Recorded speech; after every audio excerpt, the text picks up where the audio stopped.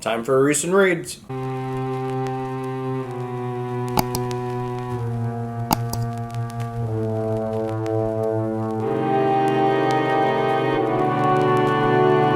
Alright guys, welcome back to my channel. I'm Zach with Zacks Books, and welcome back to Zocktober.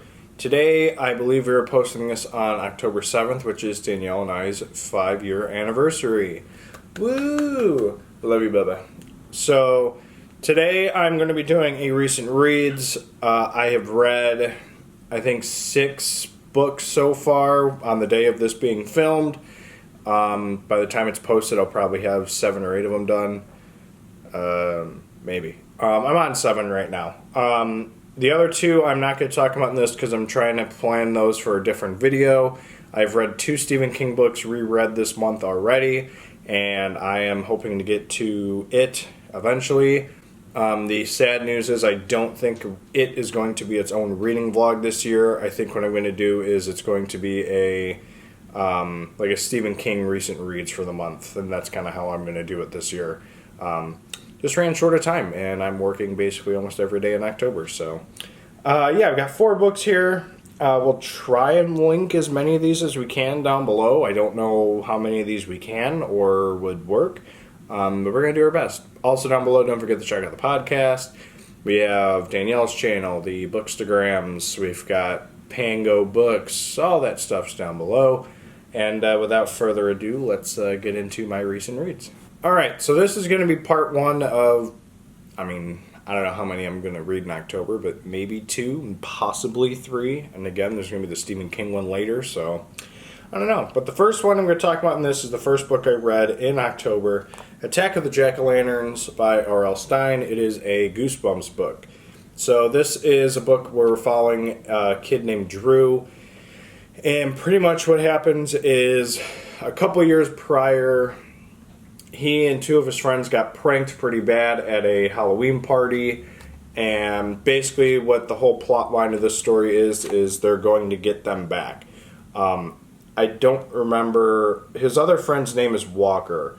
I can't remember, yeah, Lee and Tabby are the main people that they're trying to get back. And basically what happens is 2 years ago they tried something, it went wrong. The last year they tried something, the other friends, I think, canceled on them, and it didn't work. And this year they've got a big plan installed for getting them back. This book, I think I gave 4 stars, possibly. It's a Goosebumps book. It's a Goosebumps book. It's hard to kind of rate them because, not really. There's a couple that I know would be like 5 stars, but it's like a children's book. It's pretty good, though. I did enjoy the premise of the story and how it worked. The ending was good, and if you watch the TV episode that was like this, it's pretty true and pretty accurate. So, but yeah, pretty solid overall. There you have Attack of the Jack-o'-lanterns by R.L. Stine. All right. Next up is More Scary Stories to Tell in the Dark. Well, it's collected from folklore and retold by Alvin Schwartz. So I guess we'll say Alvin Schwartz is the author, I guess. So I had read Scary Stories to Tell in the Dark last season, and now I have finished More Scary Stories to Tell in the Dark.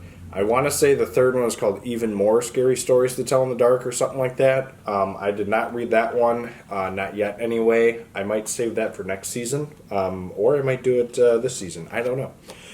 Pretty much this is just a collection of very, very short, like, spooky stories to tell each other.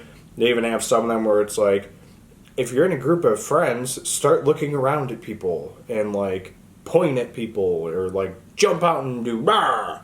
And so it's like kind of like stories you'd want to tell, like, your friends if you're all doing like a Halloween party or something. There's a couple of ones in here that I think were really good. Let's see, there is the Wonderful Sausage, which is in the She Was Spittin' and Yowlin' Just Like a Cat series. That one was good. There was one that I told, The Curse is another really good one, which is in When I Wake Up, Everything Will Be Alright. There's one that I told Danielle about, and I cannot remember what it is. The Bad News, I think is what it's called. Page 69. Let me just double check for you guys real quick. But pretty much what happens in Bad News is, yeah. In Bad News, it's two. What I relate to this one more because I used to play baseball. It's two friends who played baseball growing up. They grow old together, and their question they ask each other is, "I wonder if there's baseball in heaven." And they tell each other when the first one dies, the other, whoever that is, comes back and tells the other one, if there's baseball in heaven. And it's just like it's a horror story, but it's like comical at the end. I absolutely loved that one. That was my favorite. Overall, as a collection, again, just like a Goosebumps thing, I probably give it about 4 stars.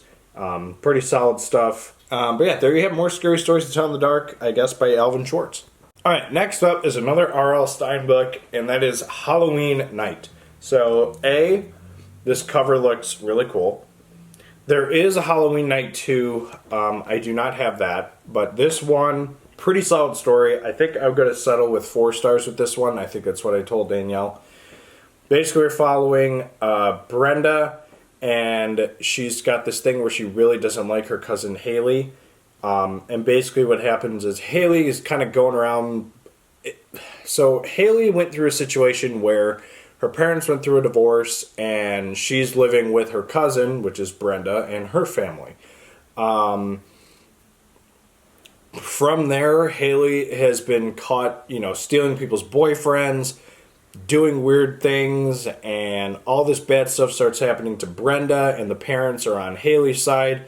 Typical parents in like an R.L. Stine type, Goosebumps type like book, I would say. Parents are not helpful whatsoever. And so the plan is Brenda and her friends are planning a Halloween party. And they're going to have a big party, and at the same time they have a class assignment where they have to do like a murder mystery. And they all agree that they're going to kill Haley.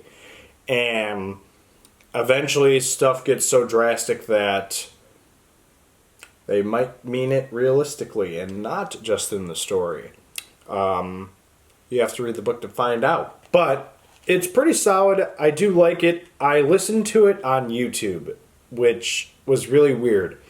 It wasn't more like a true narration as I thought, because they kind of really played off like the people actually talking. Like, they'd never said, like, they sat in the living room, Brenda and Tracy on the couch, Dina in the big armchair. Like, they literally would just talk with each other. So they did more of the quotes than they did, like, more describing details of what's going on in the book. So, which it was fine. I absolutely still adored the story, and I do want to read the second one. So, I don't know. There you have Halloween Night by R.L. Stine. All right, next up is a classic. This is the one that I put in a video that I needed to read. Popular horror books that I need to read. Check it out up here if you have not. I believe it was a video a couple days ago. And that is Hell House by Richard Matheson. So, this, I have mixed thoughts and mixed opinions on this book. I will say, tread a little lightly. I'm not going to try and spoil anything with this book, but there is certain attributes that I feel that need to be shared with it, because they are just, it's honestly what docked this book for me. Basically, we're following a group of what I thought to believe just 3 people at first, and then a 4th person was in the mix. And basically, the Belasco house is like the biggest haunted house like to exist, like ever. And these 4 people are going there to try. The 4 people are going there to try and conquer the house, because everyone who's ever gone in it has been driven to madness, suicide, murder, and all these bad things. And these 4 people are set to break that curse. The beef I have with it is when somebody, let's say, has got that eerie feeling in them,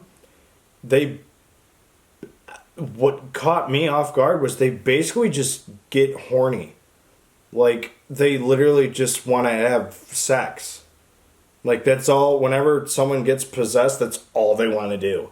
Like, they say, oh, I had this weird feeling in my body, and then all of a sudden their clothes are off. And it's like, okay, I felt like it was completely unnecessary in my opinion. Like, I get the eerie feeling of feeling possessed, but like, why do you gotta make him horny when you do it? It's the only real beef I had with the book. It was a solid story. I want to give this a better star rating, but I literally cannot get past like the horny ghosts. So I basically am going to settle on a 3-star with this book. I know one of the other people who commented saying that they had beef with this book. At first, I didn't really think about it that much. I was like, this is a 4-star book. And then I was really thinking about it. I'm like, I don't know why there were horny ghosts. So I'm going to dock it a few points. So fortunately, I'm going to settle on a 3-star with this book. I don't know. Maybe I got a thing with real classic horror books. I have no idea. But Amityville worked. The Exorcist worked. I don't know. Not a good book. Well, to me. But whatever. Then you have Hell House by Richard Matheson. Alright, so these are my 4 most recent reads besides the other Stephen King stuff, like I said. Again, we'll try and link some of these down below. A lot of them are rare to find, so it's going to be kind of hard to do that. I think, honestly, only Hell House is probably the one that's going to be easiest to find. Because, honestly, I think this edition is at Barnes & Noble. There are editions of more scary stories, so maybe that'll work. But the 2 R.L. Stine ones, kind of hard to find. But we'll do what we can. Let me know in the comments what some recent stuff you've read that's been horror or spooky stuff for spooky season. And again, don't forget to check out the podcast down below, Goodreads, Pango Books, Bookstagram, Danielle's channel, all that fun stuff. And we will see you guys in tomorrow's episode of Zocktober. Later.